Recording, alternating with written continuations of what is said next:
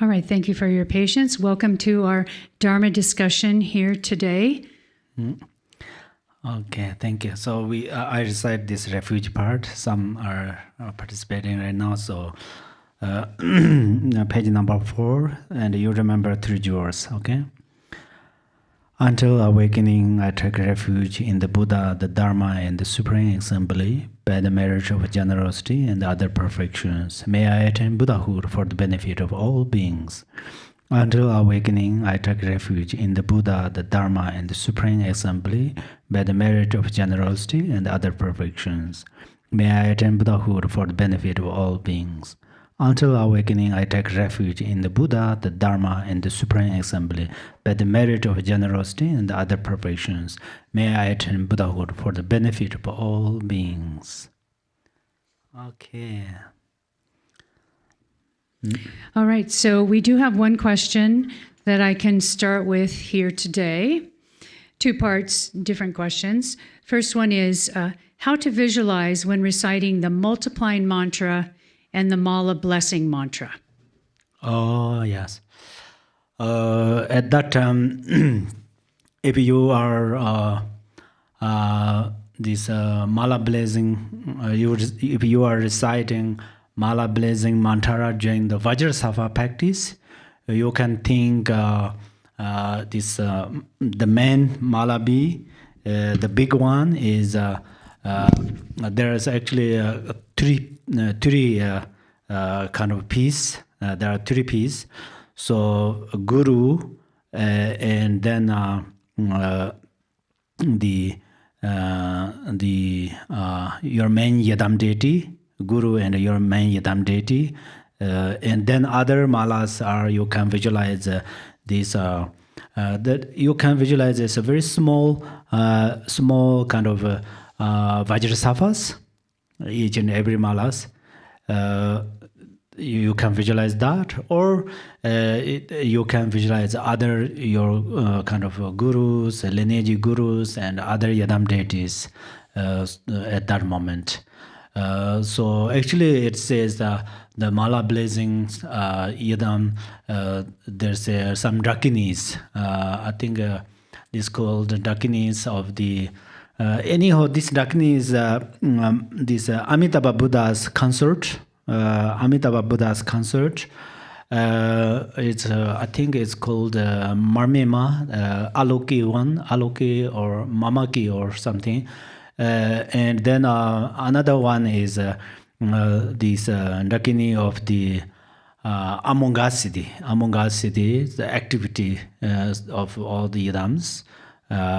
So that also fine, but it's quite complicated. So during the Hundo practice, for example, I give you a clear answer.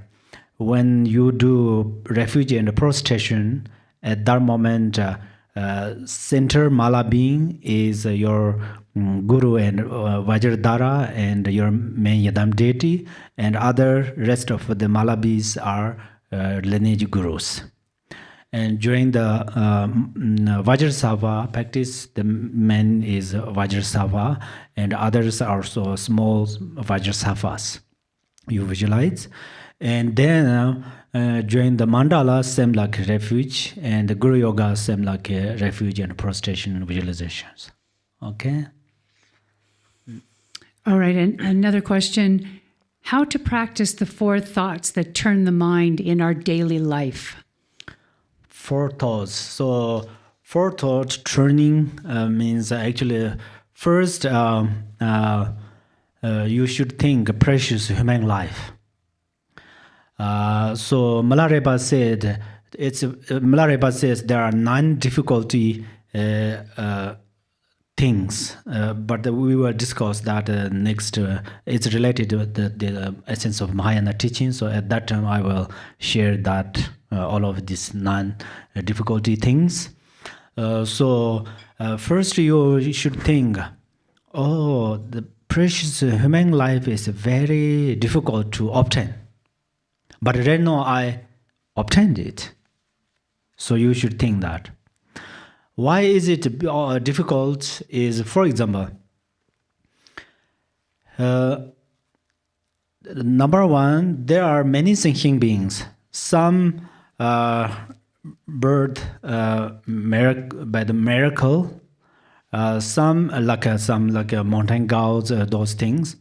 Some are birth from the egg, like birds and lassi or something, lassi and so forth. And then some are it's like a warmth or some liquid mixed, and then they grow. Bird and ngarji, gonji, tushi, tsuchi. So there are 4 different types of bird, but we are birth from mother's womb. But there are many thinking beings like animals, cows, dogs. They all birth from their mother's womb.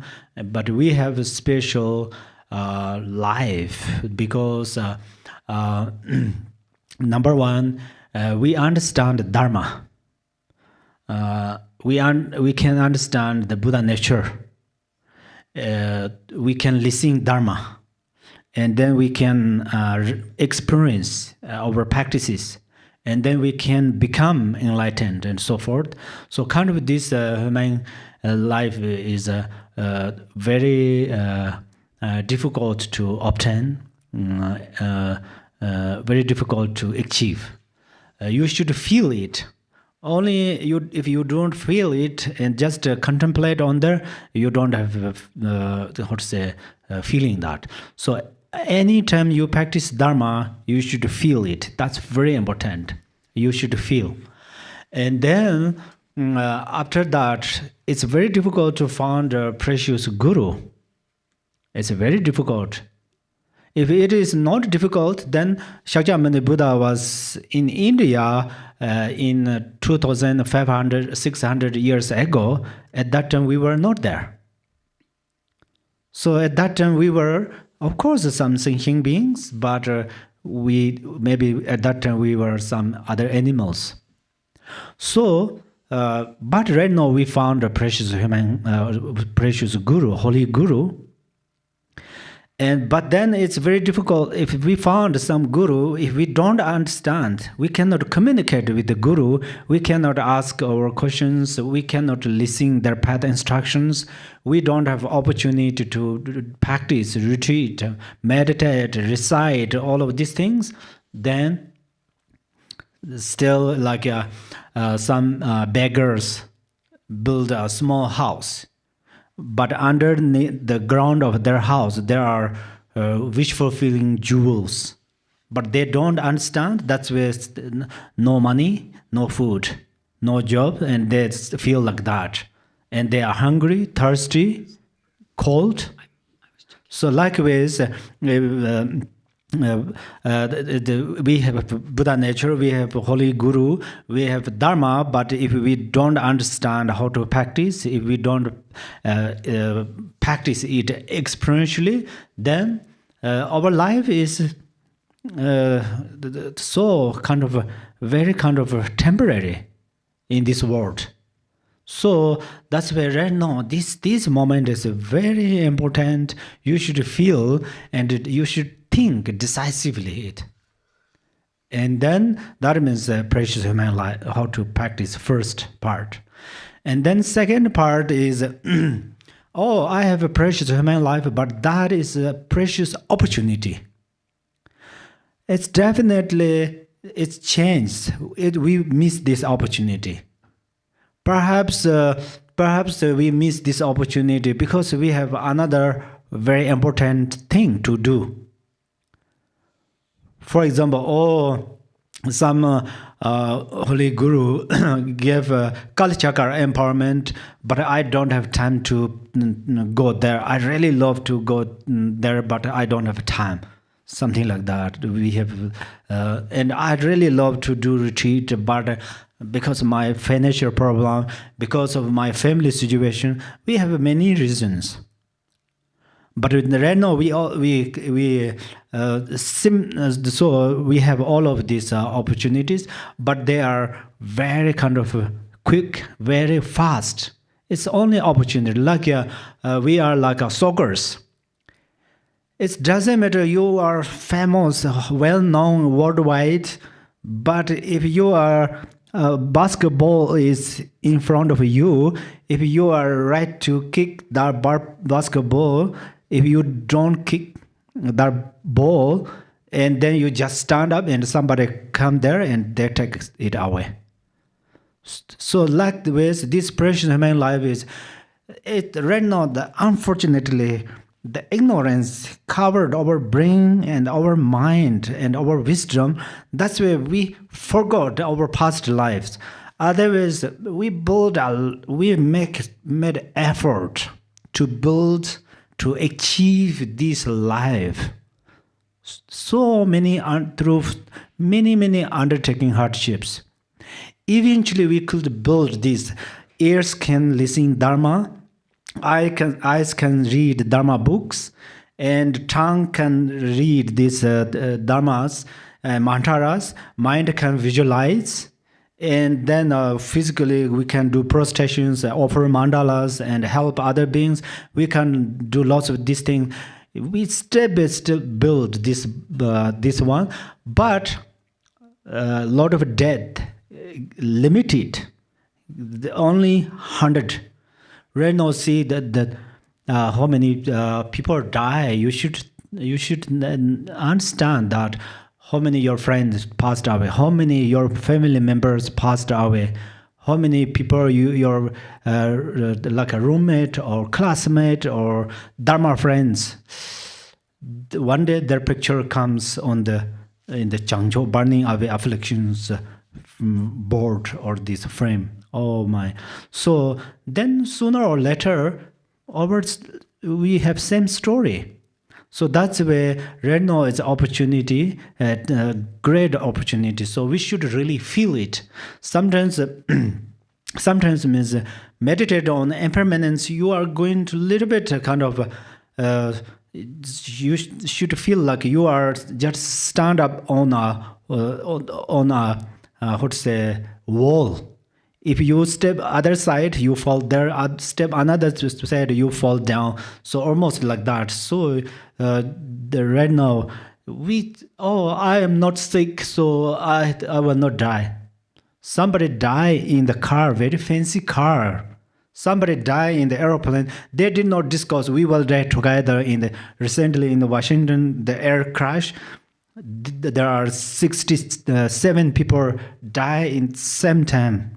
So they did not discuss each other. We will go fly in this airplane. We will die together. No one discussed that. See, so this when we will die, nobody sure tomorrow or next life which one come first. Nobody grant that. Nobody show it. So impermanence means that. And then all of this opportunity, listening the Dharma is precious opportunity.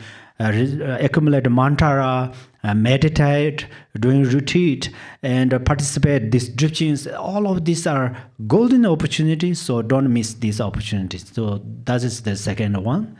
And third one is then a little bit, we have this desire, this, how to say, five pleasant senses. For example, beautiful forms, a beautiful city, beautiful, there are lots of interesting things, and we are wondering these things.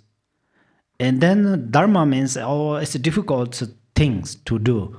So that's where a little bit arises renunciation. Renunciation is principle.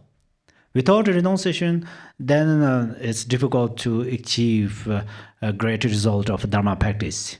So that is the third, and then fourth is trust the karma cause and effect. Trust the karma cause and effect. This is the law of Dharma, but this is not law of Buddhism. That is a law of universe. If you do good things, result are good. Not doing good things, the result is not good. That is when you focus on karma cause and effect, don't too much observe, research great things. It's simply you can know that. One day I and my friend, we went to the Prescott Lake, that area in the trees. we just discussed something like that. They found a small kind of, I forgot the name, that the trees like a fruits or something like that, very small. And I looked at that, and then look at the tree. Tree is a very tall. It's like a giant or very, very big tree. So that means they have a karmic connection. Small seed grows very huge tree, something like that. So that's why trust karma cause and effect. Then if you do this, do well these four things, actually we call it a common preliminary practice. If you practice well on there, you become very good practitioner. Very good practitioner. So yeah, sorry, actually I took so long, so many times. Okay. No, thank you so much, Khenpo. It's a great overview of the four thoughts that turn the mind. We appreciate it. For those of you who are new to our format, so those of you who are on Zoom, if you'd like to ask a question, you can go to the React button and raise your hand. So we have first David, if you want to unmute yourself and ask your question. Hello. Hi, Khenpo. Hello. Thank you very much. Thank you. I have two questions. Yes. The first one is, you spoke about the central channel. Mm-hmm. Central channel. Mm-hmm. Is it exactly where there is a spinal column, or in front of it? Where can I perceive central channel? And yes. The second one is which meditation to use for pain, when you feel pain in some part of the body, and if is it different, if I feel a headache, if I feel a stomach ache, if I feel nausea, vomit, or some bad feelings in the body, which meditation to use for it? Thank you very much. Oh, thank you. First, the center channel. Sometimes I discuss with our monastic Dharma friends, and I joked, but so this center channel where we found. So what I told them is, if we take this body in the hospital, in the very kind of scholar doctor, let him operate our body and search our center channel, they cannot find. So the thing is, the center channel is the way of practice. For example, you straight your spine, and then let the wind functions well, as I mentioned this, and reduces these negative emotions. At that time, center channel appears spontaneously there. That's where center channel and right and left channels are actually very miracle channels. But they appear through our practice. Even the straight, like our spine straight, at that time, the most of these physical channels are straight, and then center channel appear there. Same like, for example, we say Tigre. Tigre is actually Bindu. It's Bindu. If we try to find Bindu, we cannot find. But we practice in the way of practice, and then that came from. For example, butter came from milk. In the milk, we try to search butter, we cannot find. But shake the milk, and then we get butter. Likewise, the center channel also appear through that way. This is the first answer. And the second answer is, I think you ask how to meditate when you have headache and so forth. Actually, that's the great way of practicing with these things is only taking and giving is very important.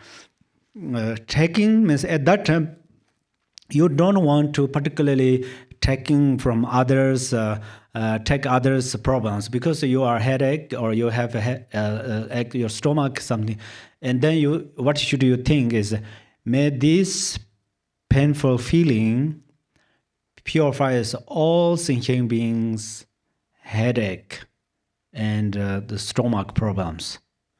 That's all. At that moment, you spontaneously generate your profound, immeasurable bodhicitta, and then you accept this headache and this stomach pain or something like that. If you can accept that, they're less harm to you. They have less chance to harm to you. When we cannot accept, then we try to push them away. I mean, mentally. Of course, the doctors we can take medicine and ask doctors, definitely we should apply these things. But mentally, we just think, oh, this is my karma. May this eliminate all mother sentient beings, the painful feeling or sickness. That means we accept with a smart wisdom. So that's where it's less harm in our life. So that is very important. The another thing is sometimes you don't focus so much with a headache, for example. When you focus means don't connect with the grasping. I'm headache, and then first this disease harms one's head, and then I becomes like a very strong arm, and then this illness or sickness is like a hammer, and then it's strongly kick or say not hick, what is it, press hick the gong, hick, yeah, hick is what say hit. I'm sorry, I can't help it. Hit your head? Yeah, hit your head. Thank you. So then it's a more internally kind of a pain or internally feel suffering. So that's where when you headache, and then you focus other side. Of course, you take medicine and try to eat healthy food. This part are very important. So and then. And sometimes also you think, oh, there are some bacteria, something in your body, some organisms. There are some like animals. So that's where they try to get something from you because they are karmic predators. So that's where in the past life maybe we did not pay something to them. That's where I know they try to get and then dedicate, let you eat. And I'm happy when you eat some part of the body because then my negative karma reduce, something like that. Then it can reduce this feeling. Okay? Thank you so much. Thank you. We have one more question from the Zoom room right now. I think next in line was Shauna. Please unmute yourself. Shauna.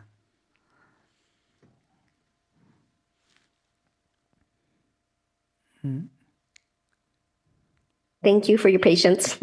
I wanted to start and just say, Khenpo, thank you so much for your teaching today and just how the clarity, I just have so much appreciation for the clear water that you bring to us. It's amazing. And thank you for that. And then I have 3 questions.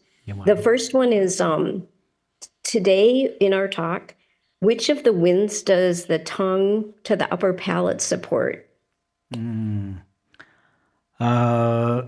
Actually, the tongue, let me see.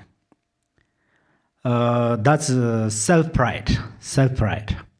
Tongue, palate, touch upper palate. Then at that time, you say wind's wind enters your central channel, and then self-pride. Okay. Wind's wind is a little, we can acknowledge that. Wind's wind is little kind of strong, so self-pride means something like that. So then it going to the central channel, and then it doesn't travel through other channels, so then self-pride reduce at that time. And then my second question, just a little bit further down, we were right before we talked about 9 methods of shamatha meditation. We talked about meditation with shamatha, and there were 3 things, and the second one was emptiness. And I was wondering what the other 2 were and what exactly it was we were talking about. And generally, yeah, generally.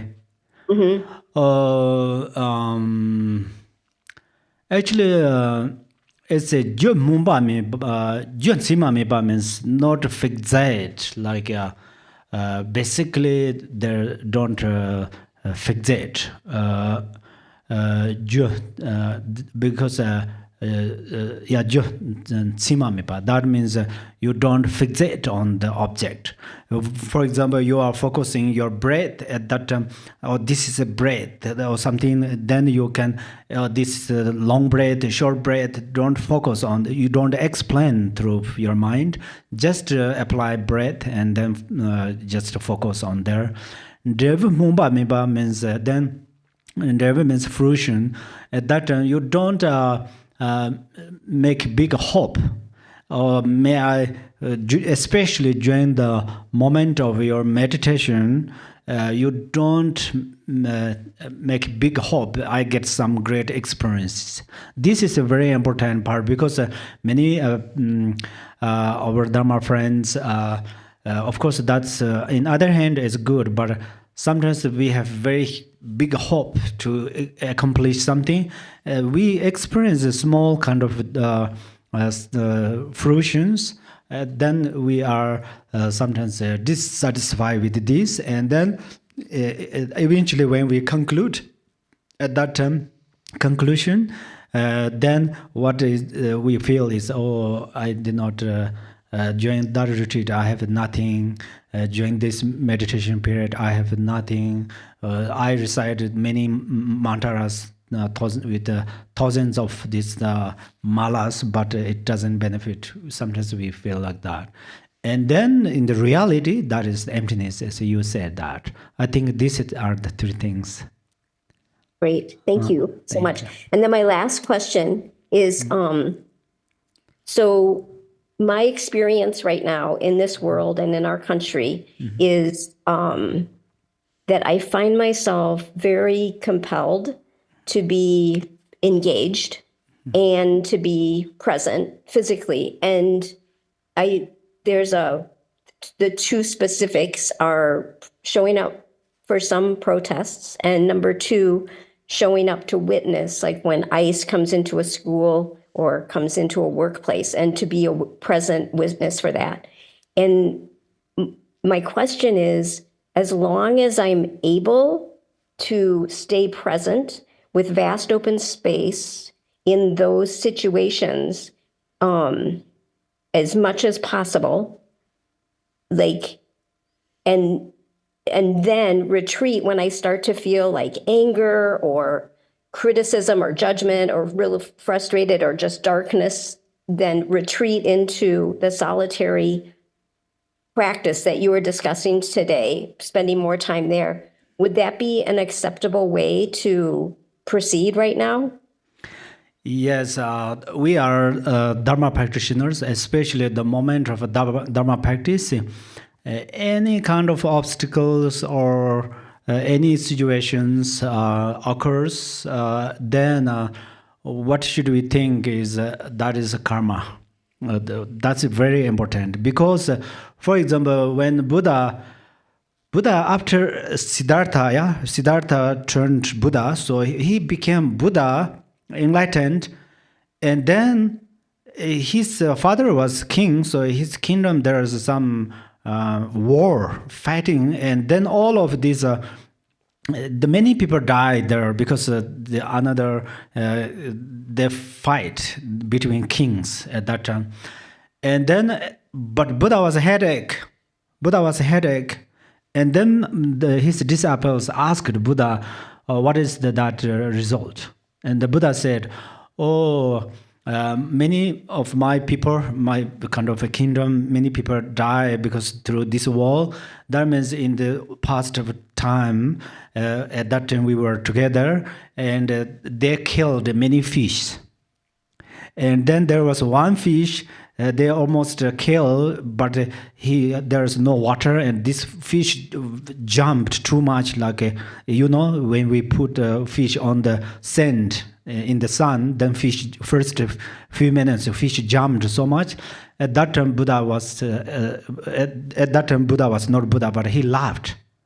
So that's where all this karmic result happened today. So I did not kill that fish, but I laughed when that fish experienced suffering. So that's where right now I'm headache.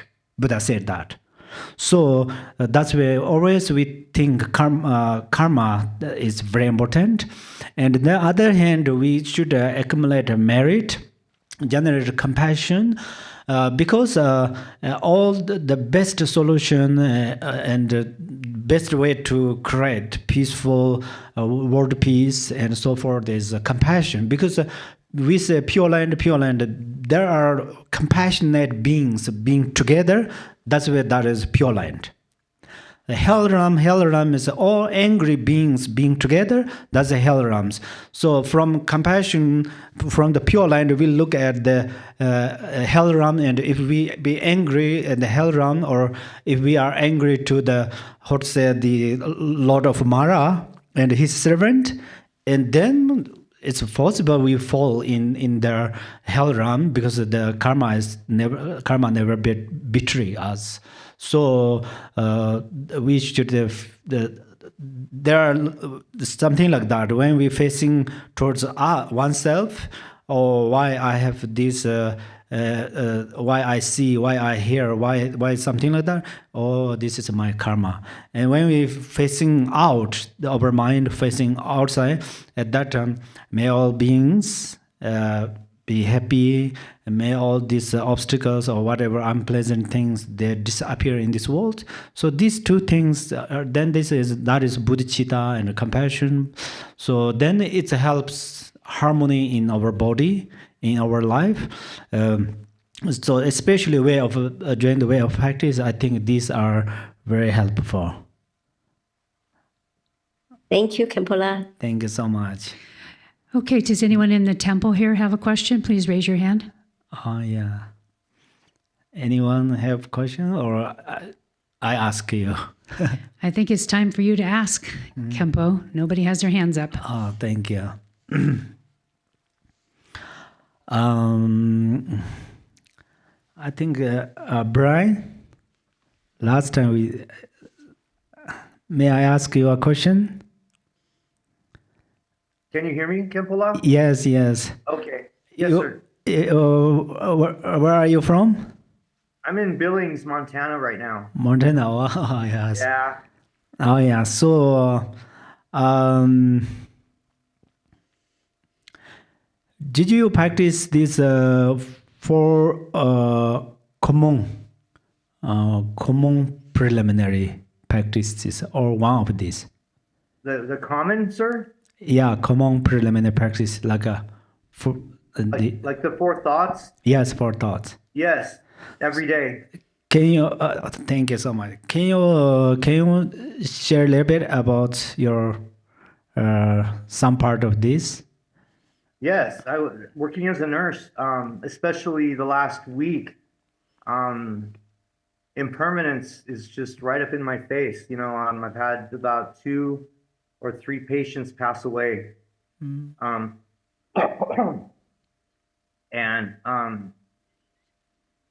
so there's that. There's that. And then the precious human body, you know, I'm just sitting here right now with a blistering headache, and I'm like, and I'm thinking of all the things that I could do better to take care of my body better. Hopefully that would reduce, illness, because part of the precious human body, we need to work. I mean, we need to, there's study and there's practice, but there's also the responsibility to take care of oneself, which is part of impermanence as well, but it's also treating the body as, our temple, and there's that, and karma. I have instant karma. If I even think of something, I can, I'm immediately reminded that it's not the best choice. So I'm there's that. And then the fourth. What's the fourth? I just lost it. Renunciation of samsara. Yes, yes. Mm-mm. You know, and I've had to stop watching the news or any kind of corporate media outlet because just I can just turn it on for a moment and just the inundation of negativity and of just it's so negative here in this country right now. I only watch Dharma, and when I go to sleep at night or in the mornings because I work night shifts. When I sleep, I have on Dharma talks, and I just put it on a very kind of a low volume. I can hear the words, and I sleep and I dream wonderful dreams. And so Khenpo, you're in my dreams sometimes. Thank you. But I really have had to dive into just immerse myself in Dharma teachings just to stay sane these days, you know. And I feel a lot of I feel the pain of that people are going through and the fear and such. So that's what I do. So yes, sir. The four thoughts are always in my mind and in my heart. Thank you so much. So wonderful. Thank you. And may I ask Tara?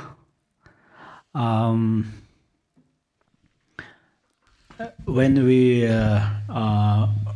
every morning during the Sunday practice, we recite this four immeasurables. Mm-hmm. So can you share with us when you recite four immeasurable compassion, how do you kind of generate? Yes, I generate compassion when I recitation this pray.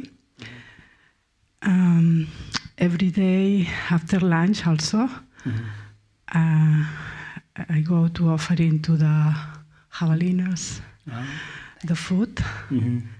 And there I feel the big compassion for all animals and all sentient beings. Yeah. Also, this pray, I recitation many times during the day. Mm-hmm. Why? It's very powerful. Thank you. And yes, and I feel happy when another is happy. Mm-hmm. And I feel also sometimes when I go to do Kora and I listen the animals crying, the dogs down, I feel this pain also. Mm-hmm. This come for this pray. Yeah. For I repeat many times during the day. Mm-hmm. And also when people sick, I feel the same pain in my heart. Mm-hmm. Yeah, yes, every day more strong compassion and love for others. Yeah. Thank you. Yes. Thank you. Thank you, Khenpo. Thank you so much. Thank you. I and then I ask Wendy. Oh, yeah. First Wendy and then Trisha. Yeah, right. Okay. Yeah, Wendy. Where are you from? Looking or? I live in Ithaca, New York. Antarctica. Oh, New York. Oh, yeah. Thank you so much. So, do you meditate on shamatha sometimes? I do. Oh, yeah. So, when you meditate on shamatha, you feel drowsiness bothers your interrupt more of your shamatha, or you feel it's agitated thoughts are more obstacle of your meditation? The agitated thoughts, or what did you say first? You join your meditation on shamatha at that time. your mind more kind of scattered, or you feel sleep or something? Oh, no, I don't have any trouble with the sleeping part. I usually meditate for, I don't know, about half hour, 45 minutes on shamatha in the morning. But I don't, the scattered mind is more of an issue, but not so much. I mean, Wonderful. I can practice shamatha. I mean, I feel like I'm practicing shamatha well. Wow. And yeah. Thank you. Thank you so much. I deeply rejoice all of your wonderful practices. Oh, yes. First, Tisha. Yes.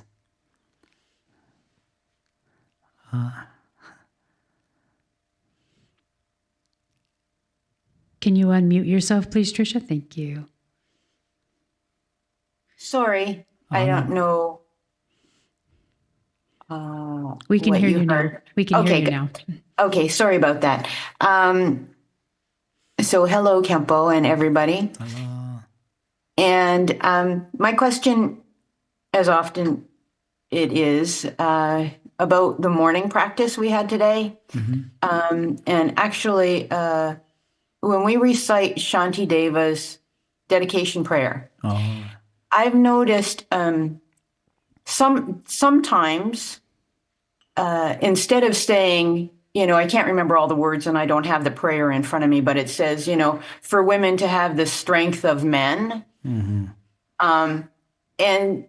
we've been saying that lately, but a few weeks ago, we recited the strength of Tara. May women have the strength of Tara. And for me, of course, that resonated much better. yes. And may for many people. And so I'm wondering why we're not doing that anymore. Yes. Yes, definitely. I personally, biggest wish is all the sisters turned in Tara. That is my biggest wish. And this women turned in Tara, that's actually Rinpoche mentioned that. And I figured it was him. Yes, but this, I don't think this blue book, not yet fixed that part, because this blue book is printed many years ago. So let us, if I mention the background of this little bit, Shanti Deva is the greatest number one of Bodhisattva. Definitely, he just did not discriminate between men and women. But he mentioned that compassionately, the background is that. How? Because when he was, his area, many sisters have many kind of facing problems. And especially, for example, many kind of sisters take babies in their stomach 9 more months. And then recently, I think many sisters have a baby. They have lots of very good hospitals, very good nurses, doctors. They always support. There are very good things. That is also good karma parts. But in ancient times, there is no like this. And then when they give birth, it's naturally give birth. It's so painful, it's so difficult. And then also some cases, some sisters have lots of lots of kind of difficulty situations due to different cultures and so forth. I think so. That's where he said that all women turned in the other life. Maybe it says me. Masculinity, I think it says.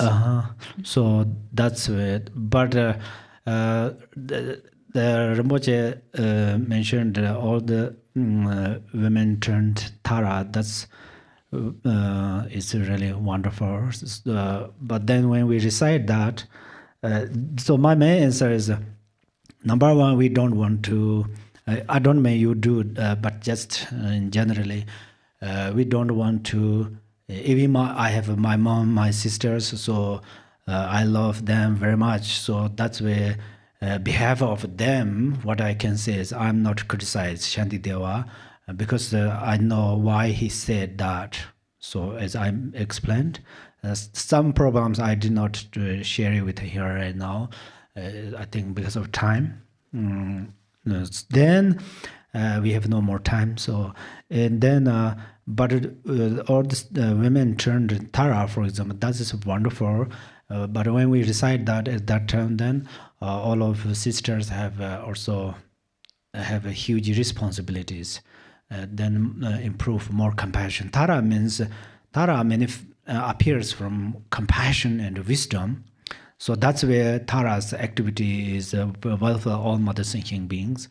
So all the actually the sisters, especially mothers, they all have wonderful compassion. The seeds of compassion come from women, mother. Definitely, it comes from mother because of mother's love. Their love is small, only they love their one child, but still that is seed of love. So even some mothers may don't care about one's child because of the karma between one's child and mothers, but still they have a kind of a very small mind. Small mind is not like a narrow mind, but even something happened, they are very kind of it's a good sensitive, feels that. So that's why I think anyhow all the sisters turning in the Tara is very important. So the background that, I'm sorry, too long answer. No, that's good. Thank you very much. Thank you. Oh, yeah. And yes, we have one other question. It looks like Suzanne, if you can Yes. unmute yourself. Hello. Hello. Hi, Khenpo. Thank Hello, you. Suzanne. And everyone else, hello. I have a question. I have a ability and I have had all my life. I can see in my dreaming practice. And sometimes it's uncomfortable things that I'm shown that aren't related to me, but maybe to humanity. In the past year, it's gotten more like I'm thrown into it. Like I experience it, it's almost traumatic. Usually when I see whether I feel it or not, I'll come up and meditate, bring myself back to the body. Is the reason the sensitivity is it karmic, or is it something that's deepening within the practice? Because then I'll pray, for all and that they may not suffer. Because I'm just curious, why it's so intense. So I can help more, because I don't know that or if I'm just karmically involved in the event, but not going to physically experience it. Yes. First, my answer is yes, that is karma. But when we say, oh, this is karma, then we don't try to fix it, and then we don't try to improve something. We don't try to stop something or reduce something. That is not exactly thing. So usually all experiences are karma, especially during the meditation.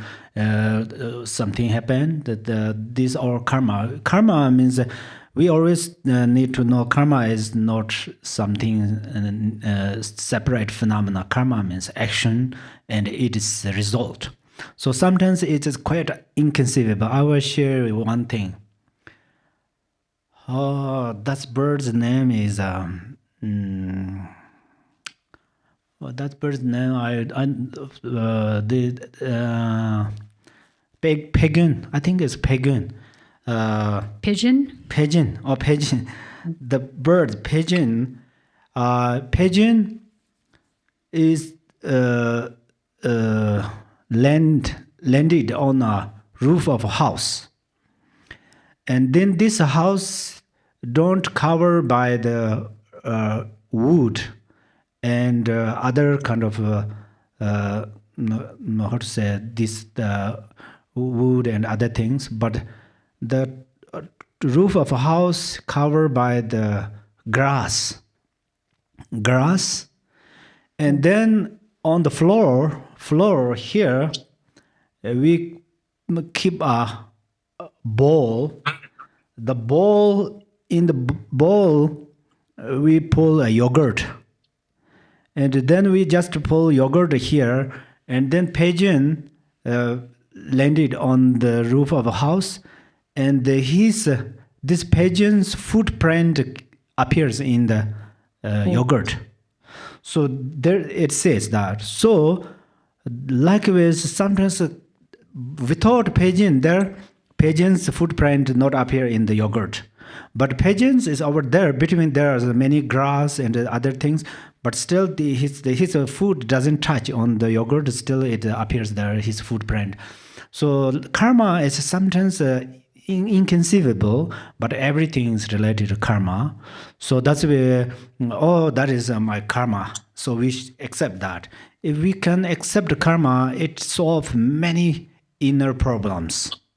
Internal problems, and then during the meditation also there's everything is karma, but still we can fix it. That's where karma in Dharma words is le means action, so we can fix it. If I stay like this and the different holds, that's a karma, because I stay like this, so I'm hurt, and then I stay like this. I fixed that. That means I stay like this, result is comfortable. I stay like this, result is uncomfortable. So karma is very everywhere. Karma, we cannot avoid from karma.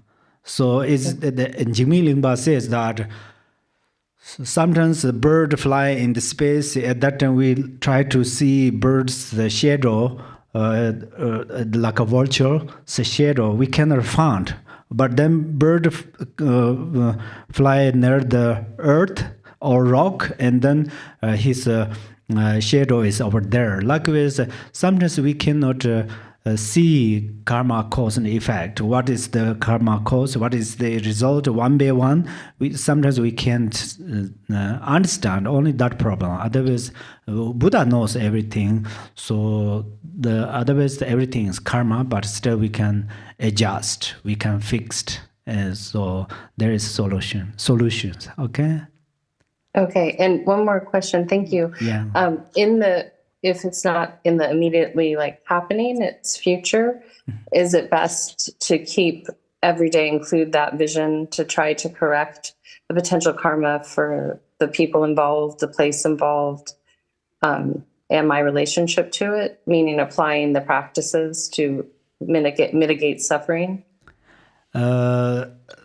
I don't let you repeat, sorry, I don't want to bother you, but what my understanding from your question through this way, I try to answer is, I try to answer to you. So for example, this is also very kind of interesting.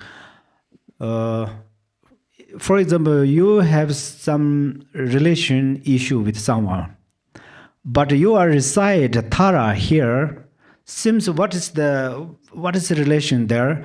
If you have some issue with the with your friend, so you are going to go to fix that. But instead of that, you are recite here Tara's mantra or Tara's prayers. So what is that benefit? Suddenly we feel like that, but you recite Tara here instead of you go to solve this problem. You recite Tara, and then your idea. Tara helps you to remove the cover of your wisdom, and then your wisdom arises in your mind, and you found idea. Perhaps you think, if I speak with this way, then we can solve this problem. If I introduce that person's that faults or this faults, then that person agree with you. I'm sorry, or something like that. Otherwise, if we don't apply Tara and suddenly we think, oh, this is your fault. We say that, and the other person cannot accept that, and then this speak words becomes the cause of a very kind of a terrible or something like that. So you recite Tara, and then your wisdom arises, and you found a special method. That's where Tara is also mindfulness and wisdom in the prayers I also mentioned. So that's where then Tara helps you. That is you have karma to help. You receive the Tara's benefit, helping to you, something like that. Okay, thank you. Okay, thank you so much. Thank you. Okay, thank you so much, all of you. And actually, I have many questions, you all, and so happy to see you wonderful Dharma faces. So I deeply rejoice, all of you. And then we dedicate our merit again. And then, we stop here today's our Dharma discussion. Okay. Chancho zem joren boje ma je ba no je je je ba nyam ba me ba yang gon